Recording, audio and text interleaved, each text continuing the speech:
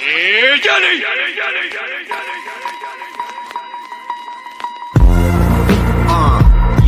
come on. Yo, this that spooky shit, that real, that's right. That GMSONIC shit. Hey yo, Mr. Clean. Shout out to Dracula Presley, Corval, Johnny Slash on the beat. Hey yo. Yo, it's the GMSONIC show. Phantom opera flow, permissionless, immutable, unstoppable, spectacular. Gather with Corval and Dracula. Abracadabra, flip shit like a spatula. Few Andre Stan, the master of memes. DeFi king, half man, half virtual machine. No other team can match the collective expertise. No other chain can achieve the supersonic speeds. Home of the most creative tech. What's your favorite decks? Spooky swap, equalizer, Beethoven X. And when I place my bet, I never break a sweat. Worship the open source code like sacred text. Rest assured, battle tested and ready for war. I check the bribes, cast the vote and collect the rewards. Knock at the door, trick or treat.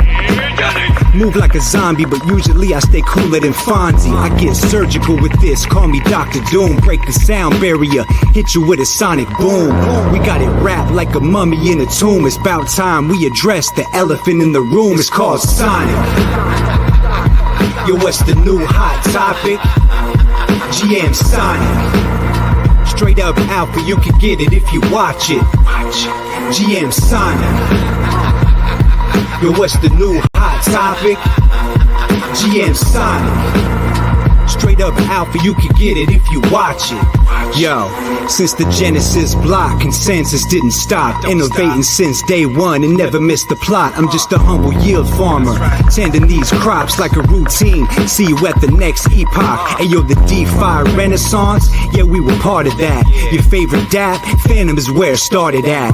Go to Paint Swap and cop an ancient artifact. Let's run it back so we can 20x the market cap. FTM's the pre-sale, S is the ticker. It's best to zoom out so you can see the bigger picture. Brand new tech, brand new insignia, no trivia. We stacking more chips than Nvidia. Graduated from Halloween to a sonic theme. The dead chain resurrected, make you wanna scream. Due diligence, follow the new primitives. Controlled by the citizens, built to move billions. Your mass adoption, that's the only option. We ain't stopping till we locked in the top 10. Who got the best community? Who got the most promise? Who got the most pumponomics? Phantom and now Sonic. Yo, what's the new hot topic? GMSONIC. Straight up alpha, you can get it if you watch it. GMSONIC. Yo, what's the new hot topic? GMSONIC. Straight up alpha, you can get it if you watch it.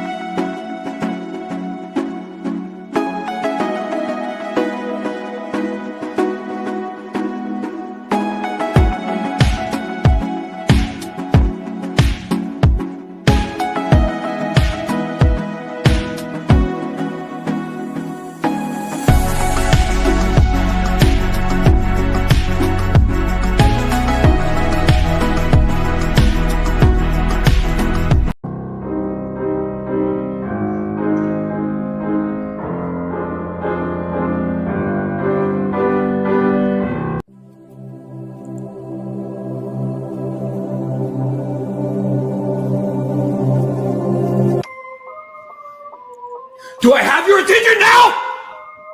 Do I have it?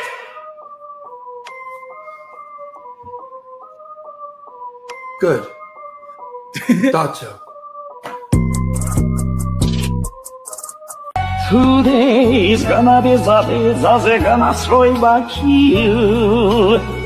By now you should somehow realize what I gotta do. I believe everybody feels the way I do about you now.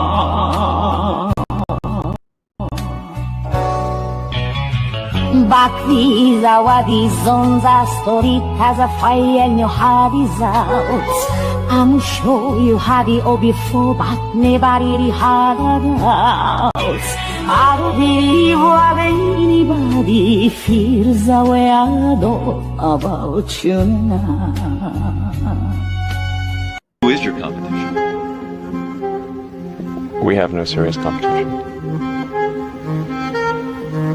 None. Not presently. Who's chasing you? Well, if you mean chasing and has a serious chance of catching, then I think none that I'm aware of. Come on! What's his name?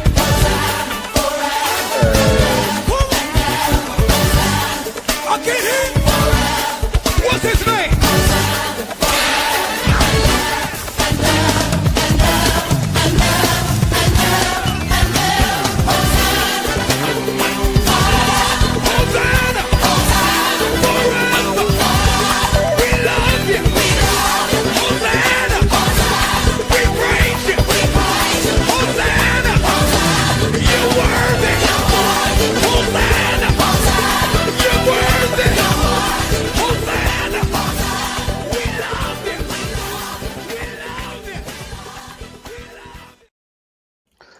Hey. Hello. How's it going? Hello. Doing well, man. Miumiu is still traveling. I mean, Corval is traveling. He's on top of the hills. It's true. I'm actually doing a little bit more traveling than Miumiu here. I got them carrying me up the mountain. You're on a hike right now. Yeah, I'm trying to get to the top of this mountain because just like Sonic, I'm trying to climb here. I'm trying to climb these charts. I need to feel some feeling of elevation in my life, ascension. Where are you taking us to today? Well, this is Madeira. This is the most popular hike through the clouds over Madeira, Colombia. I'm risking my life to get you guys this footage here. Cartels, cocaine, other stuff out here. I'm risking it all. Yeah. And it's all thanks to Sonic. This is all thanks to Labs. They paid for this trip out here. Well, you cannot say that. No, I mean for this trip. Now, but yeah, guys, what's going on with you all? How was the weekend? How was the weekend? Yeah. Miumiu, you first. How'd it go? Well, it was a pretty sad weekend because we all have a little dip on the market, as we know. And me personally, I'm taking a little rest on the weekend because obviously, if you were with us last week on the stream, that I was out, I was at a wedding, and it was a great time. Now I'm just taking some time alone, rest, and be more ready and dedicated back to the community. Right on, refreshed and ready. What about you, Drac? Did you recuperate at all, or were you? No, because Magic City again. Yeah, after a long night at Magic City, I came back to just staring at the Ethereum chart for a couple days. Yeah, I mean, everything's red over here, but I still think, obviously you look at the chart, it looks like, this pullback was necessary. It's also like there's been a lot of stuff on X about the unstaking queue. So, I think kind of like, hey, every time, no one was really, I think, planning for Ethereum to get this close to all-time high this fast. So I think what you're kind of seeing now as well is like people were beginning to unwind their staking. And since people are unwinding their staking, people are beginning to short. So I think, it's obvious. It was definitely going to be like a smackdown from getting close to all-time high. I think I said last show, we were like $100 or something from tapping a new all-time high. So I know that people like to kind of say it's over after there's like a couple red days after a big move. But I'd say chill out, run some errands, touch some grass. Things are going to probably kind of like have to settle again before we get like another big leg up. Yeah, guys, run some errands. Like, I don't know, buy some diapers because you're always peeing yourself whenever the chart moves, you know? Interestingly enough, we were looking at Kalshi before this. We were doing a little independent investigation before we started the show, the team here. And we were looking at prediction markets. There was one prediction market. Here we go. Well, Ethereum hit an all-time high this month. Only 14 cents, or yes is going for 14 cents and no is going for 81, dude. Oh, that's crazy. Yeah. The sentiment is that bad?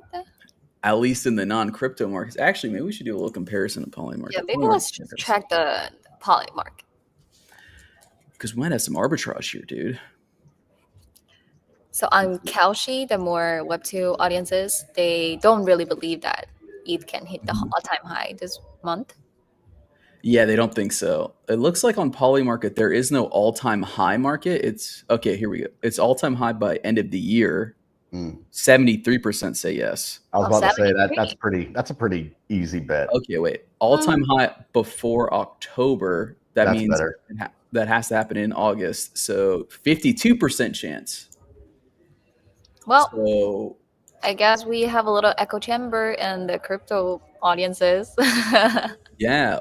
Or we could say that we have more information. So maybe there's more, we're closer to the asset. Or our closest to the asset is making us more insane.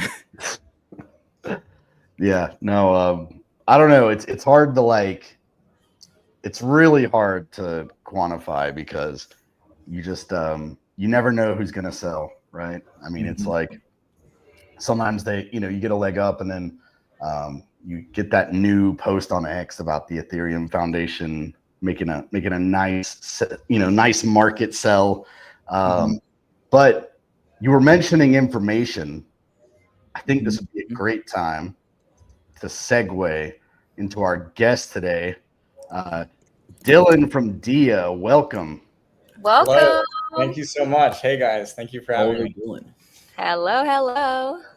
How's it going? Great intro. I have to say, arguably top intro I've ever seen. I don't know.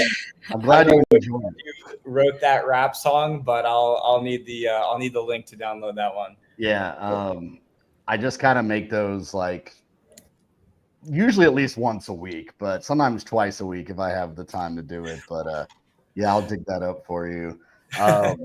But yeah, man. I agree. I have to say, because I joined the show 2 weeks ago, and then every single time the intro part is the most fascinating part. I don't do anything else. I just stick with the screen. I'll see what's the new edits from Drac and Corval, and then the rap, obviously. And every single time they're putting up some new things, and it's just hilarious. Yeah. It's it's hopefully one day I'll get good enough that that's just my job. I'll just make these edits. Excited to have you here. Dia is doing a lot around the network, and I was just wondering for the audience here, just kind of give a brief rundown of what Dia does and your role there and all that good stuff. Of course, yeah. So Dia is a cross-chain oracle.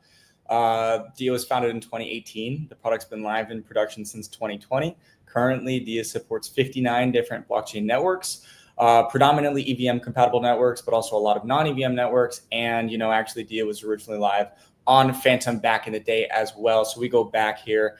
That's the high level. We're cross-chain oracle focused primarily on token pricing data for oracles for DeFi, whether it's lending, whether it's perp dexes, stable coins that accept multiple types of collateral. And recently, we're also really diving into a strong RWA focus as well. And so that's the high level. Yeah, we're really happy to be here. Currently, really expanding across Sonic Network, and excited to dive into more about what we're doing and how we can maybe work with some more teams within the ecosystem. Yeah, man. I know that we were talking before the show about something interesting, which I don't think I've heard a lot of this, around.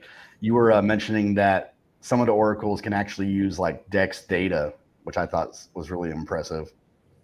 Yeah, Yeah, I'm happy to dive into this. This is really, like, in my opinion, kind of one of the moats that DIA has built around its data offering within the space over the years. So since launch, really one of the primary distinctions between DIA and traditional Oracle architectures relates to the way that DIA sources its data.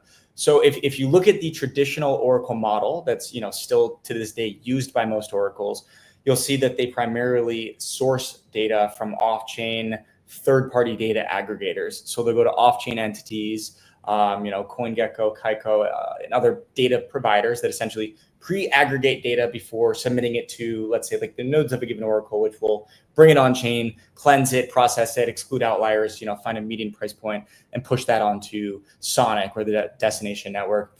High level, this has proven that it can be robust and decentralized, but the particular caveat in that architecture that DIA essentially caters to and was essentially created out of a solution towards is the fact that by the time that data is actually pushed onto the network, right? It's pushed onto Sonic, for example, and consumed via dApp, there's a lack of transparency regarding where the data is originating on the source level. So you may know the data providers that it's coming from, but you don't concretely know that it's coming from, let's say, Binance, Kraken, Uniswap, Shadows, Beats, Equalizer, etc. You don't know the actual data source, and furthermore, really even down to the individual pool where the data is actually being sourced from.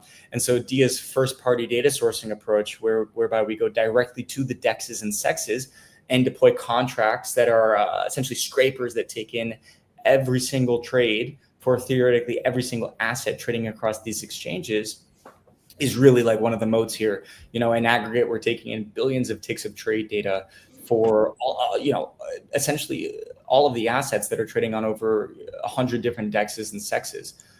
And so there's a couple benefits here on the product side, but and to really clarify, like, you do see that Oracles are heading this direction these days. Like it's this approach that DIA has taken has been validated by the market now trending in this direction. But the scale at which DIA has been operating with this architecture is pretty robust, and definitely first mover advantage in that regard.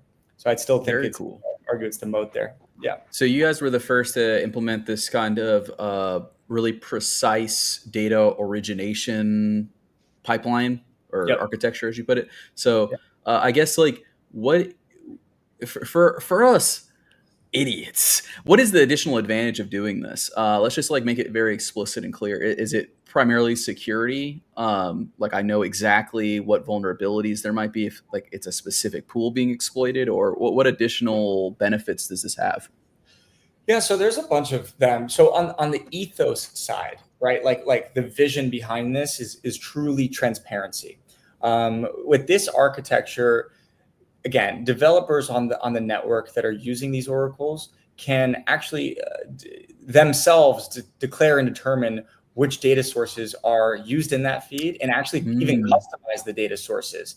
And so there's a bunch of benefits that kind of are like sub categories of this. So the first and foremost is first in that, like, if you're consuming a price feed, you have now a complete transparency throughout the whole process, from where the feed is actually coming from in the individual source level, into how it's being brought on chain through a decentralized set of node operators. And then once on chain, the smart contracts, which are essentially excluding outliers and cleansing the data, are also open source. And so the whole pipeline, the whole data flow is transparent.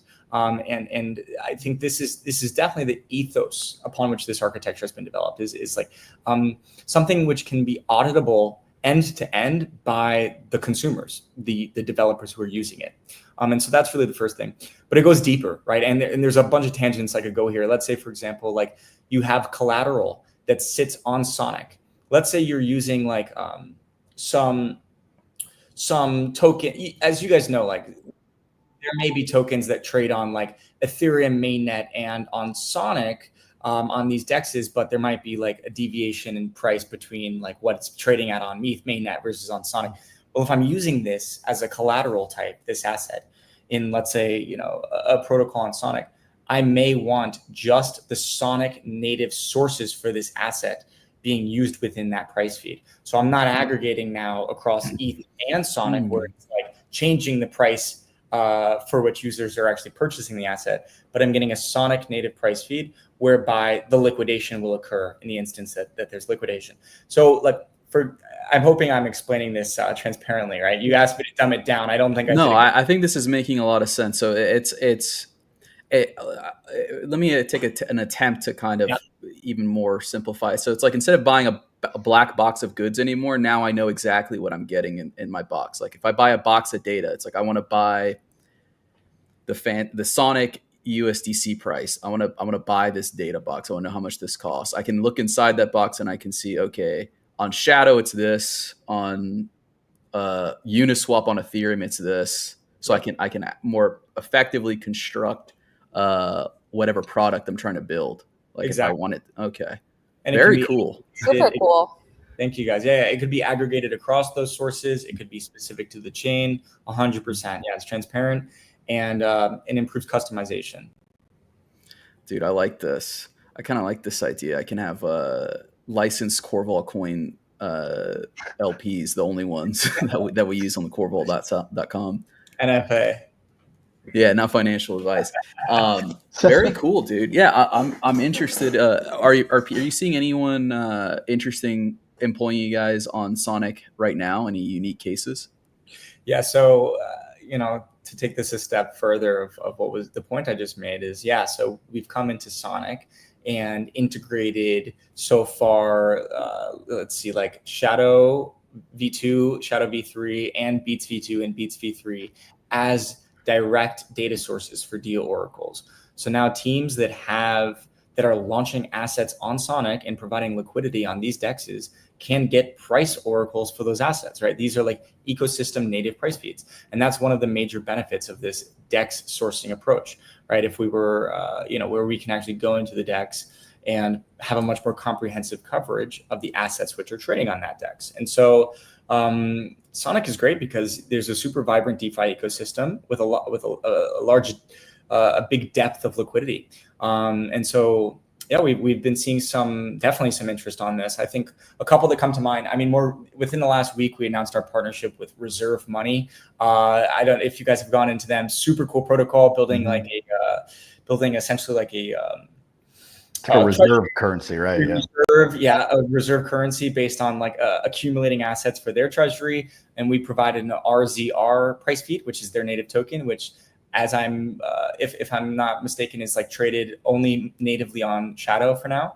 So again, like a direct benefit of having these DEX scrapers live. We've worked with Snake Finance, where we've done a similar thing with the Snake Finance price feed. We got a request the other week from a team called ZoopX. So it's growing. I mean, these are just the ones that are like top of mind right now. But I think that this like native ecosystem price feed support has seen some strong demand within the ecosystem. Nice. This and is awesome. You said you guys were kind of like getting in the like RWAs, and I was wondering, like, does that have to have kind of like a special protocol for each one, since like you're probably having to source prices like from like a unique area for every single thing? Like how does the RWA process work? It's a great question. So RWAs, exactly, like these aren't trading really on DEXs and SEXs just yet, right? So for these, we do need to consume data through off-chain data providers, right? So these are basically like, and to be, the RWAs, which everybody can kind of access and support right now, are the blue chips. It's the equities, commodities, and Forex. Where we've done well in the last couple of months is like also implementing like proof of reserve and essentially like exchange rate based price feeds. And so what I mean by that is like teams are asking us and saying, okay, like I might have they have like mint and redeem functions through a contract, and whereby they don't have liquidity on a DEX yet, they still want like a price feed for their asset through the contract. And so DIA is actually doing custom solutions here where we're reading the contract state to understand to what extent the minted asset is collateralized by the redeemable asset. And so that's kind of similar to proof of reserve in this instance and RWAs. But where the whole industry is kind of looking right now is how do we go from market hours trading support for like equities to first, 24 hours, 5 days a week, and then 24 hours, 7 days a week. That's I think the RWA question right now. And like what I'm seeing is that I think ultimately RWAs will have support on centralized exchanges. We've seen Bybit already kind of start to introduce this, and we're seeing Kraken and Coinbase like kind of have this on their roadmap.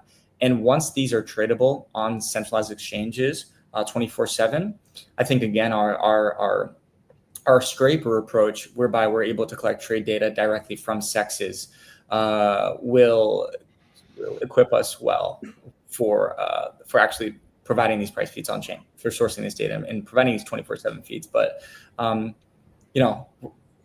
early stages here. Like this is like the million or the $1 billion TVL question that I think everybody's asking. 100%.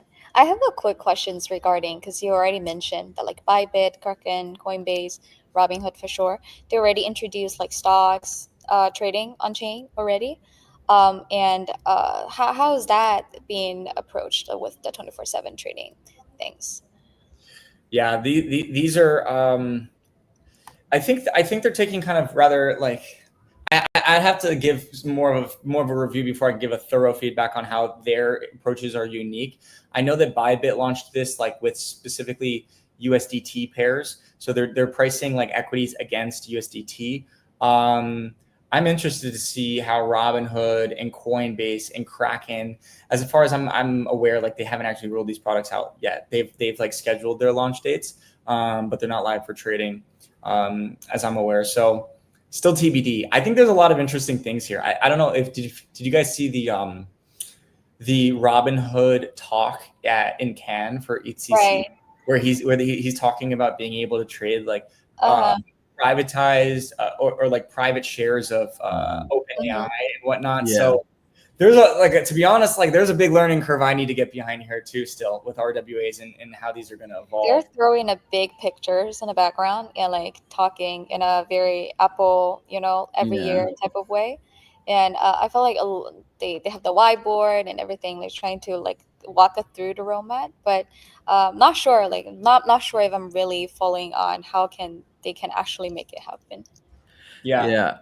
I think because wasn't the thing with the Robinhood stuff is that these are like tokenized representations of private equity, so they're not even like really redeemable one-to-one. Like it's not like it's a completely different asset essentially. Like you need to own like OpenAI shares privately or whatever to do it. It's kind of like minted against it.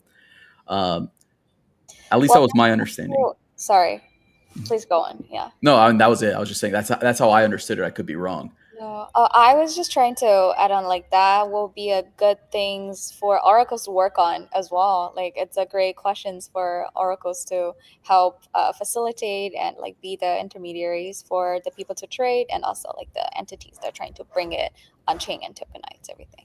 100%. I mean, and by the way, like this is why I'm so passionate about the Oracle space, because it seems like every exciting new vertical and opportunity that comes to life within the blockchain industry, that Oracle's play this like integral role in supporting them with the data needed for them to function. So RWAs, like initially the demand was like, okay, let's just get. Actually, initially, really the demand was like 4x because a lot of stable coins are using FX price feeds for like essentially remittance payments, right? And being able to actually price something against the native currency in which a remittance payment is being made.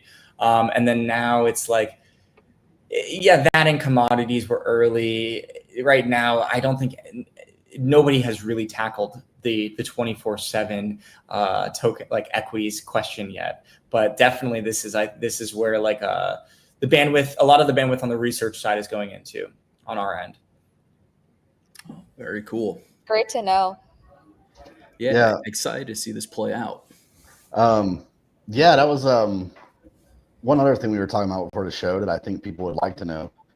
So you guys, since you've come over to Sonic, you're kind of like trying to, get get the info out there. And you guys were kind of like running like a special grant program for builders. I was wondering if you could like talk about that a little bit. Yeah, absolutely. So what we've done is we've launched a grant program within Sonic, and also, alongside 19 other of our top ecosystem partners here.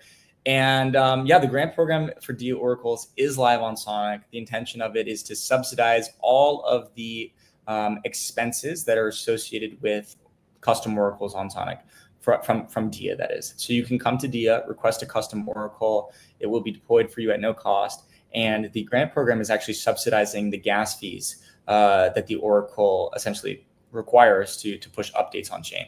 And so at large here, the program per each chain is intended to subsidize up to 20 dApps for up to a year. Up to is subjective because different chains have different gas efficiencies, but Sonic is pretty cheap in terms of transactions. So I think it's pretty safe to assume we could go more than 20 for more than a year here. So yeah.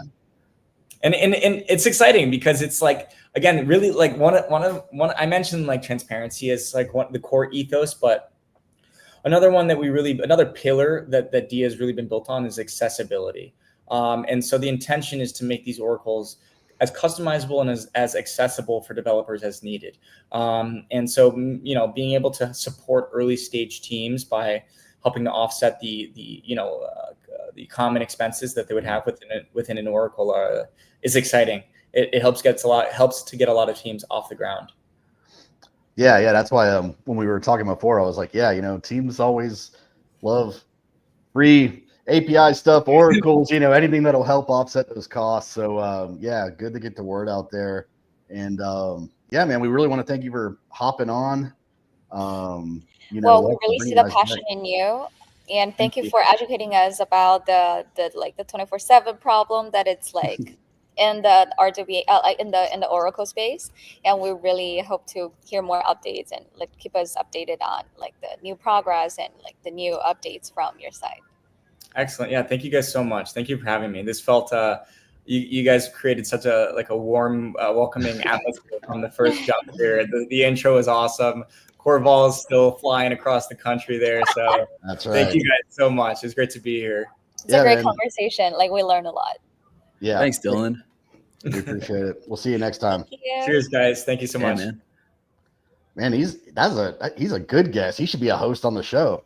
He is very fluent, very good at explaining the concept. And I didn't imagine that I can learn so much about this. I'm going to hit him up next time I'm sick. Take my spot. Hell yeah, dude. Dylan, you heard that, dude. You've got some opportunities in media, brother. That's right. So what do we got next? Well, I guess what else has happened? I think next what we'll go with is a large FeeM milestone. FeeM has hit 2 million S. That's a big one. Me and Corval were talking before the show that, sometimes it's like, I don't really want to talk about 1,150,000 S. I don't want to talk about 1,500, or 1,500,000 S. But 2 million. Yeah, 2 million S. That's a big accomplishment there. So it's not easy. It's not an easy step. You really need to have all those transactions and activities happen, and with those contract registered, and like have the whole ecosystem like work together to reach this point. Yeah. This is indicative of a lot of transactions being conducted on the network authentically, right? So this is like a good metric for, I guess you would say, actual network usage. Very cool stuff. FeeM hasn't launched for more than 4 months, I think. It's like a 3-month thing, a quarter thing. Yeah, wait, it's only been like a quarter? Let's fact check on this. I feel like I might have heard about it from before. But anyway, who's let's scroll down low. They got the beneficiaries down here. We got a leaderboard. We'll see. Who's making money off of this thing? Let's see if there's a leaderboard here. So it's reiterating 90% of the fees go back to the yaps. No maintenance, no cost. Now, yeah, I guess we could just pull up the old handy. Guys are just basically what this is meaning. Guys are just making free money on Sonic, basically, dude. No overhead, just whatever. That's crazy. Yeah, let's look at the leaderboard here. So, Sakura games, definitely the top gainer. Yep, you got Shadow obviously as leading decks on the network. Infinity Express. Express is like a cool concentrated. It's like an order book, like we're talking about all the time. And so yeah, you can run a lot of TX there. But yeah, I mean, obviously it's if you look at the middle row here, that's the total reward. So I mean, if you're someone like Shadow, 200,000 plus S, Equalizer 100,000 plus S. Dude, Petroleum's on there. I haven't thought of that in months. Yeah, and I mean, same thing with Petroleum. It's just that gaming, has a lot of transactions, and it can really, it can really make a difference with, Fanatic says that he's responsible for Metropolis being on the list. Metropolis. Yeah, Sakura is still around Fallout Zone. They don't have a token anymore, but they said they're still developing the game. So if you're a true gamer, I'm kind of surprised to see Pith on here. Isn't Pith an Oracle? Yeah, but similar to having Dia on the show, it's the oracles require gas, and every time that it's getting dinged for price and all that kind of stuff, that's taking gas. So yeah, so I mean, same thing. Dia, coming to Sonic. I mean, you get your stuff registered on FeeM, and that could be significant. Offset. I mean, this shit makes me want to learn how to program, bro. This shit makes me want to write a smart contract, dude. What the heck, man? It's free money, guys. No, I mean, this honestly does seem like be the place to be building, dude, because it's gonna be like we were talking with Dia, right? Your operational costs are gonna be zero, dude, on Sonic. You're gonna get your Dia Oracle fees reimbursed through their program. You're gonna get your FeeM reimbursed. Yeah, I mean, what was there was something else I was gonna point out here. Oh, like number 3 here, Infinity. For instance, they based their whole project around FeeM fees coming in for token holders. So I mean, there's people that have gotten really creative with it. You know what I mean? Considering that, like, that's an extra source of revenue that you can, use for your holders or people that use your app or, whatever. Or I mean, use it for development costs if you need it. It's really hitting 2 million, I think, is a pretty big deal. I've talked about it on the show before, how probably like around December, early January, hearing some poo-pooing on the timeline, because it was like, oh, what FeeM, like, what's that going to do? When gas is like a fraction of a cent, but you're seeing it here right now. This should be attractive to builders. I mean, why would you not build somewhere where you're getting paid for your DApp being on the network just for people using it, Yeah. Exactly. Well, I guess if we're going to be as realistic as possible, if we're going to look at this as objectively as possible, I suppose what other networks do is as opposed to FeeM is they just give you money. They just give you incentives. They're like, here's the 100,000 or spend it. You know what I mean? So I think this is a better system generally, because you're not because it's a lot more of other chains, their grant program are milestone based. So they can get some initial deposit, not deposit, the initial partial of the grant, and then they need to submit their whole project plan based on different milestones. And once you reach certain milestones, you can get what percentage, and it's all internal. It's all in the black box. We don't know. Only the projects know, the chain know, the foundation know. But I feel in addition to our gem distribution, our airdrop campaign, FeeM serve as very transparent and very easy to just a very transparent and very like direct feedback loop on how leaders and contracts and projects can get the additional incentives from this foundation and from this whole like network. So it's just a very great way to just little extra money for you to do incentive for marketing, for expanding the team to do, or whatever like you want to do with the projects in your team. Yeah, I think that's a great point, Miumiu. I think that's a really good point, actually, is that this exists as something that's like independent of like anyone's, I guess, like internal calculations, if that makes sense. Like, because I've worked with a bunch of foundations and stuff, and it is kind of frustrating kind of navigating grant processes and even like commitments, because like it's also a lot of times just like, all right, yeah, you guys are in, but there's no like there's no real commitment or whatever. With this, there's a contract out there, you're getting paid for your transactions. It's just that simple. So tying back, I want to tie it back to something we mentioned in our previous segment with the interview. There's an ethos to this stuff. I think this is more ethically aligned with kind of what we want to see out of crypto, as opposed to foundations just dispersing money. And that's not to say anything against the GEMS program or whatever, but I think that dispersing money in that way is a lot less effective than something like this over the long term. Anyway, that's probably enough waxing poetic about FeeM, you know? Well, I figure while we're just touching on milestones real quick, there was another milestone. $20 billion plus in DEX volume now is run through Sonic. So that's definitely a lot of FeeM. But yeah, I mean, hitting some milestones here just in time for hopefully Flying Tulip to not be too far away. Yeah, I mean, let's pray, dude. Yeah, definitely. It seems like it. I mean, he tweeted about it. It's got to be close, right?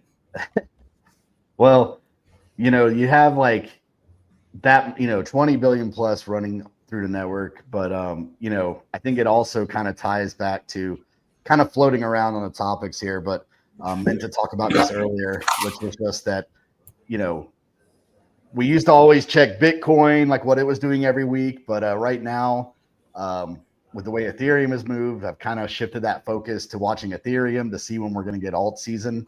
And I think, you know, it took a while for ETFs to black hole enough of Bitcoin's funds to finally start getting some of this like supply shock kind of stuff. And I think that's what we're starting to see with Ethereum is the ETFs were very like slow moving on Ethereum. They were very, you know, most of the time the Ethereum ETF was probably summed up as kind of disappointing compared to what the Bitcoin Ethereum, like the Bitcoin ETFs had done. So I think we're starting to see that though. We're starting to slowly see Ethereum benefit from that effect of the ETFs just sucking up a lot of the supply. Mm-hmm. Yeah, Fallout Zone says, crazy to see the race to build up Ethereum treasuries. The chart is, you know, the chart showing the ranking is crazy. Yeah, I mean, I think it took a while, but that's kind of, I think, what we're seeing, you know, is we're starting to see that rush that, you know, like everybody knew what Bitcoin was. So I think, you know, Bitcoin ETF, everybody, it was highly anticipated. I think Ethereum, you know, it kind of had a lag, but yeah, we're starting to see that balance sheet effect where, you know, companies are getting envious of each other's holdings and starting to go in hard on it. Yankee says Sonic Strategy is ripping up 25% yesterday and 125% over the last 2 weeks. You know, if you recall Sonic Strategy, that's the fund up in Canada that is acquiring S, similar to, you know, people like down here, you know, acquiring Bitcoin, Ethereum, all that stuff. Well, I say down here, they're doing it in Canada too, but yeah, right now Sonic Strategy is only in Canada. And yeah, obviously somebody's doing or hearing something, right? I think this is the ticker SPETS. Spets is doing great over the past 2 weeks. Yeah, let's see here. If I have to, Interesting yeah, to doing watch. quite well.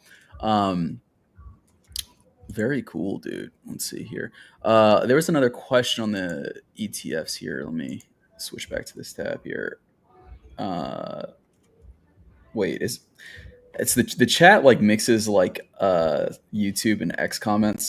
Sorry, I could have sworn I saw it. Well, and I it was just gone. explaining this the other day to somebody that we have a feed that's easy for us to see, and then you have the feed on the screen. And I notice this every once in a while that there's comments that start popping up on the screen everyone can see, but not in like our actual thing here. Yeah. Where it's easy for us to see.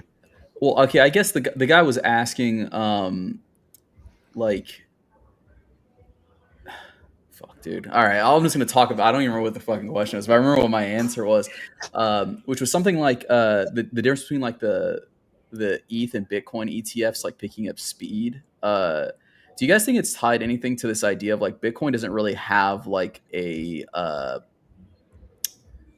like controlling foundation or anything, whereas like Ethereum has a foundation and also like a powerful personality tied to it? So like Bitcoin's ETF, it's like you got Michael Saylor is like what you're only really betting on Michael Saylor, or like you believe in the tech fundamentally. But with like Ethereum, it's like I gotta believe in the tech and the foundation behind it and this guy Vitalik. Yeah. And then also the custodian in between. Yeah, I think I could see that. I mean, because we've talked about this on the show as well before, where like the future that we've been leaning into, foundations are now more like corporations, and founders are more like CEOs. And it's, crypto, a lot of these foundations are taking more of like the stance of like a company than necessarily like, oh, this is like a non-profit foundation just to only make sure the chain is, being kept up and running. And, so, and to Vitalik's credit, he shifted to this model, I think about 2 years ago.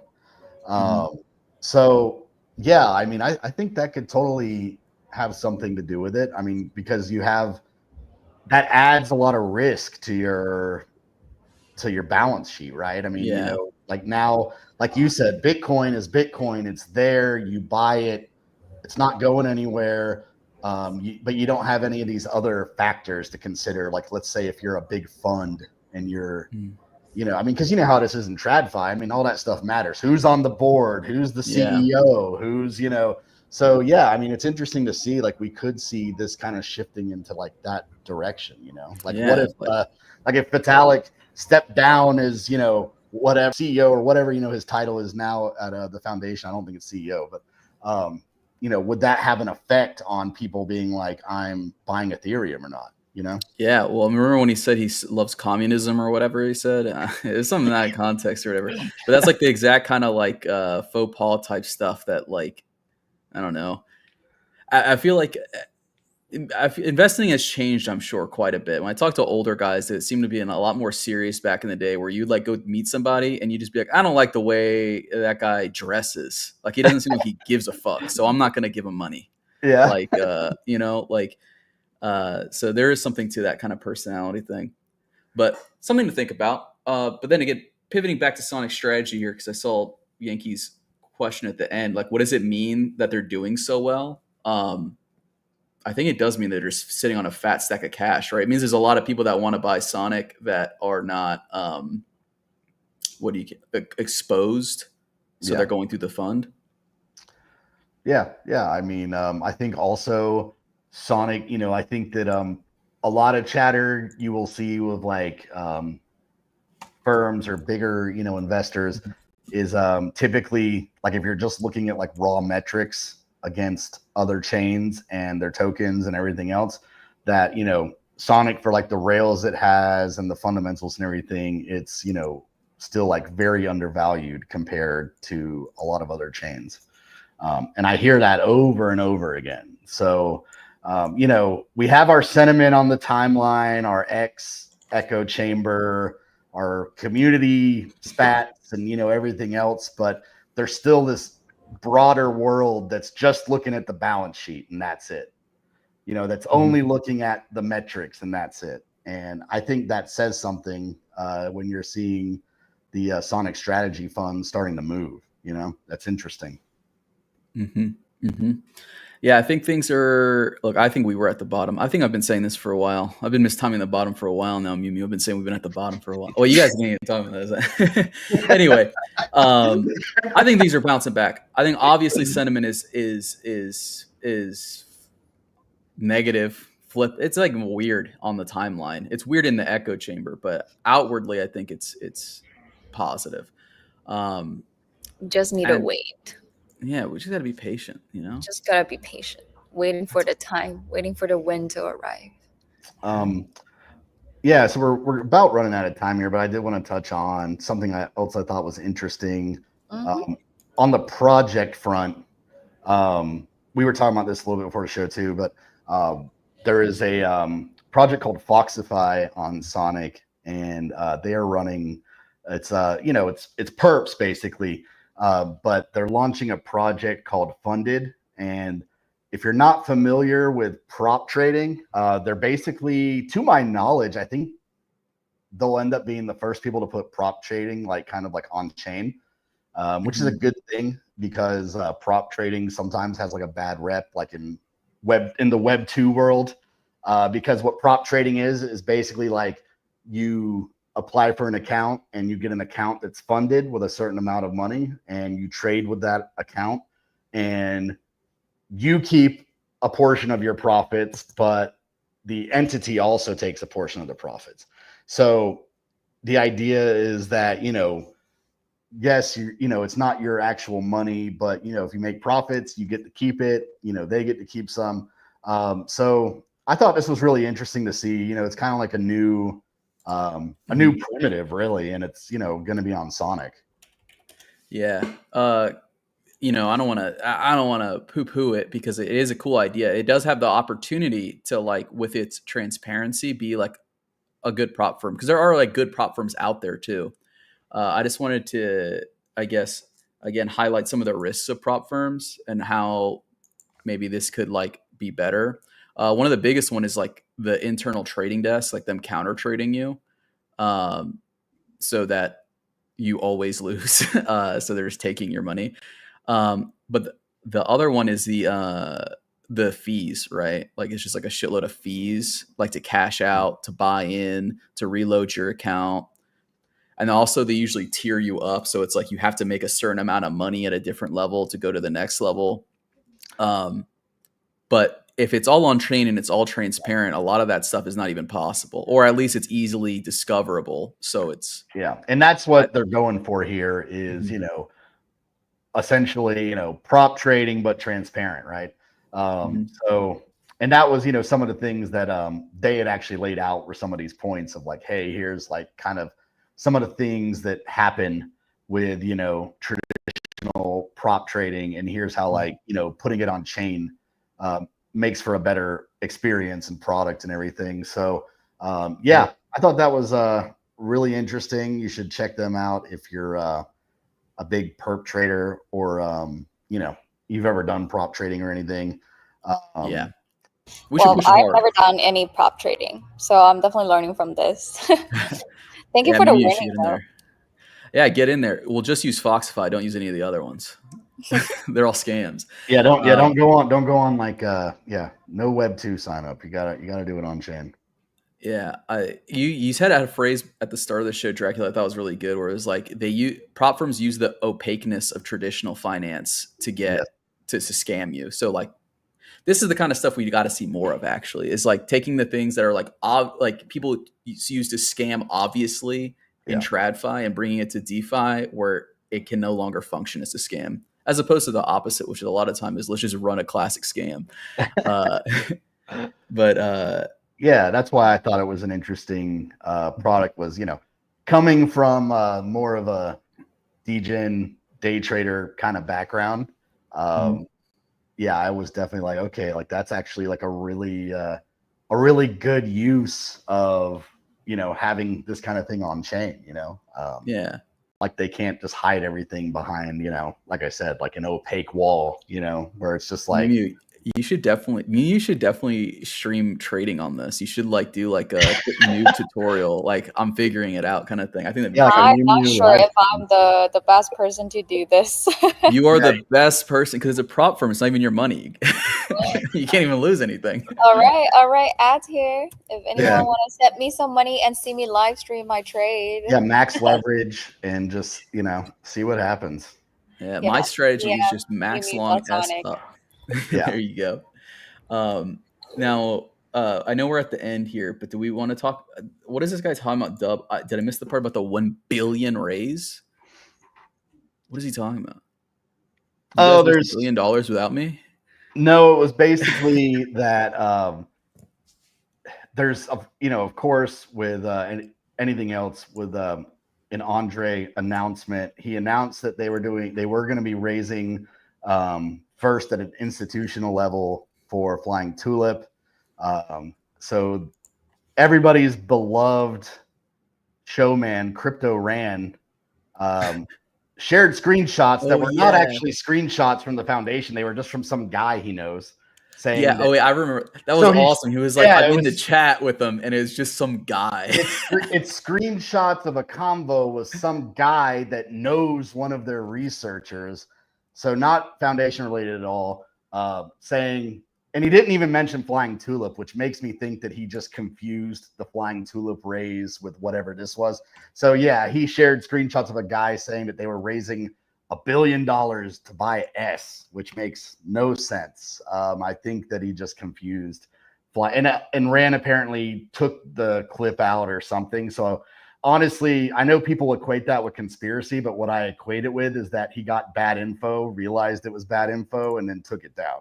Because what it was saying makes no sense. So okay, because I remember what you were talking about. I've thought about doing that before. Of just like I thought I'm not as big as Rand, so people would be like, who gives a fuck? But I did think of like I could just screenshot shit from Telegram and like submit it as like that's like in journalism 101, what they tell you is like the worst possible journalism you could ever do. Where fake news come from. That it's an unsubstantiated rumor from an anonymous source. It might as well just be I made it up. I mean, like I said, it was Rand's researcher who was talking to some random anon, and like I said, but I did like the sentiment though. Do you remember the sentiment? He was like, "It's hard to see how it doesn't go up from here." Like it can't not go up. So dump $1 billion into $1 billion market cap. That's guaranteed the win. Yeah. So I think, I mean, the question about the raise, I think we talked about it Friday quite a bit, didn't we? We like went over 24 was on, and we went over all the just like the thread and everything else. And I mean, like I said, I think I'm about 99% sure that what you were looking at is that somebody probably, not even related, was probably confusing them raising for Flying Tulip with something else, because it's no secret that they are raising for Flying Tulip. I mean, he put it in the announcement post. So. Yeah. I'm interested to see how it plays out, because I've kind of, I know some people are like, oh, they want to raise so that they can dump on us. And then because he wants to do he wants to open it up to the community in like the second stage or something. But I'm kind of thinking, I feel like he probably just wants to have enough liquidity flush that there's not like. Well, it's like, let me explain why this also comes into play. And I think this was also, people aren't like thinking about this. In the announcement, the reason they are raising is to have a treasury, because everything Flying Tulip related in terms of payments and fees and whatever is going to come from interest from a very large treasury, so that there's no token emissions, so that, they can do this idea of the floor price of a token where you can basically cash out for whatever you put in at the minimum, like a floor. So that's basically the whole reason for a raise, is to build this, treasury that can earn interest for the platform. So It's very similar, like what Andre has been doing with Sonic Labs team as well. Like our treasury, it's providing us the liquidity to run sustainably and like do all the initiative that we want to do with the developers and giving out like FeeM and everything. So that's a very Andre thing to do, I feel like. Yeah, it makes sense. That makes sense. Like he has to have the funds at scale in order to get the yield necessary to get the thing going.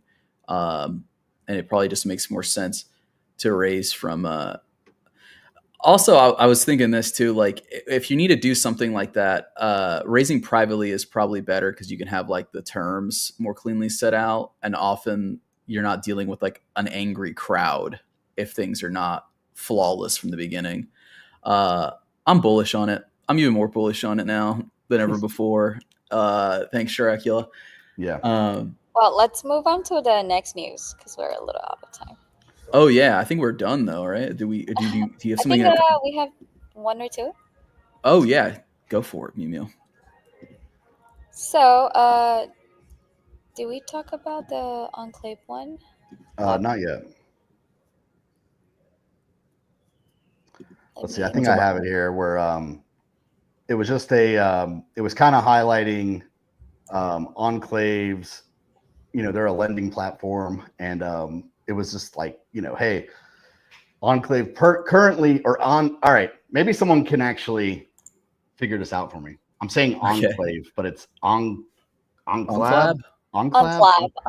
It's like I want to say Enclave, so yeah, apologies on that because it's not Enclave like at all. But yeah, some juicy yields there. 16% APY on USDC plus Sonic points and Enclave points. Not bad. Not bad at all. 16.4% APY on USDC. My God. Other piece of news here. New Blockmates article. Does anyone talk about this? Has anyone talked about this? Anyone noticed this? Anybody talking about this? Anyone seeing this? Blockmates, they're blowing up, dude. They're blowing up. They finally got something big on here. They got Shadow, dude. So great exposure for Shadow through Blockmates. And it's just kind of highlighting some of like their successes. 1 billion in monthly volume with just 30 million TVL, 33 times capital efficiency.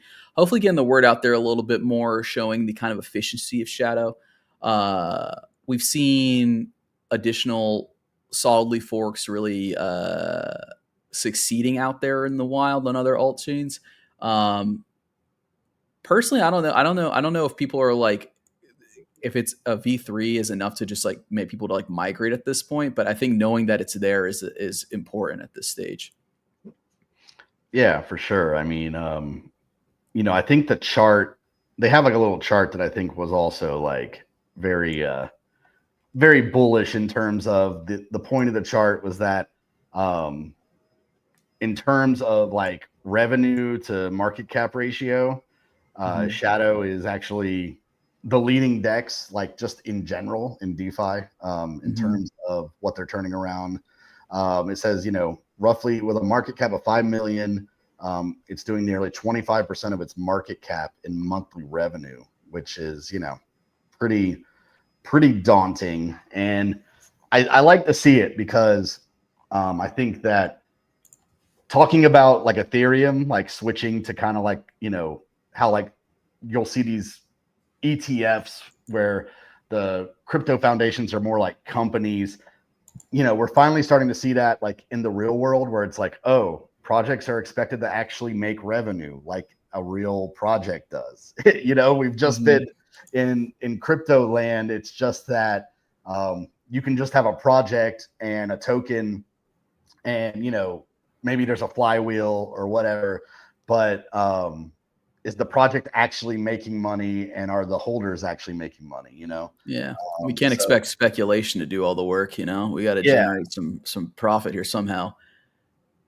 Yeah. So I think that's a great chart just to like show like, hey, I mean, if you're looking at revenue to market cap, Shadow, it's pretty impressive. And, that's, like I said, like you were saying before, like, $1 billion in volume a month. I mean, all these things are good for Shadow and of course good for Sonic. Oh yeah. And additionally good for Sonic. Look, we're not trying to glaze 24 here, okay, guys? No one here's trying to glaze 24. No one here's trying to beride Sonic Shadow, but Shadow is doing a space with APAC. Is this correct? Exactly. Okay, let me jump on this real quick. This is a new initiative started by our Chinese community moderator, so Morais. He's gonna kick off this whole talk about Sonic ecosystem chat with the Chinese audiences. Starting with talking with Shadow, and we'll talk with Shadow's APAC, specifically managers. His name is Wu Weixiong, and then they were gonna dive into the whole Shadow design system, metrics, and especially all the great articles they put out and all the different research that they have been working with, like Blockmates.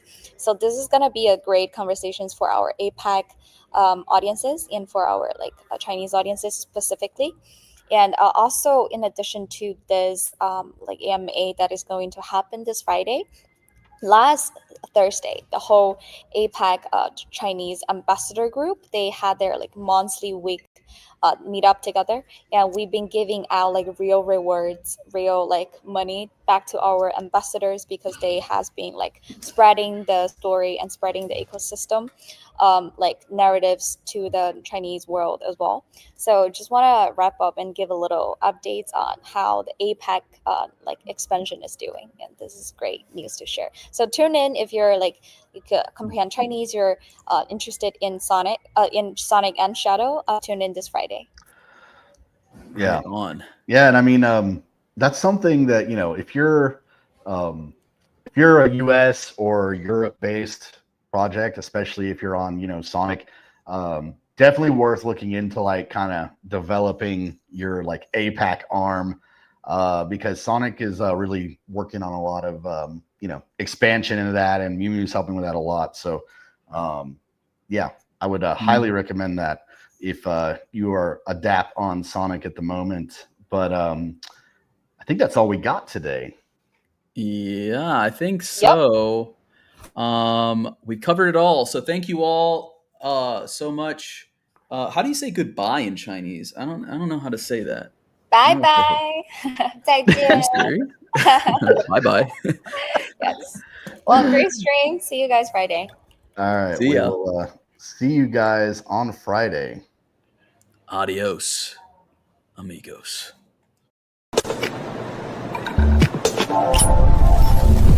GMSONIC is Corval and Dracula Presley. GM.